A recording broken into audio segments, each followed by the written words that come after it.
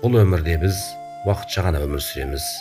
Бірақ бір қызығы, біз бұл дүниеде мәңгі қалатындай сезінеміз.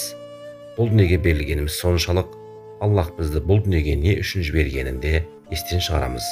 Жіберген кітапты да оқымаймыз. Құлшылықтарды жасамаған уақыттарда айтатын сылтауларымызды дайын.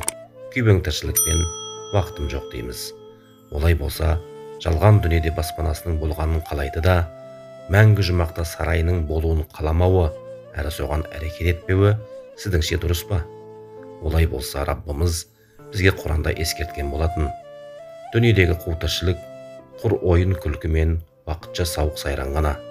Ал ақирет мекені болса, міне сол нағыз шын өмір. Кәпірлер соны білсе ғой. Ислам ғалымы Саид Нурси қандай керемет айтқан: апырмай, тек осы дүние үшін ғана жаратылғансың ба? Барлық уақытыңды соған жұмсаудасың, деген екен.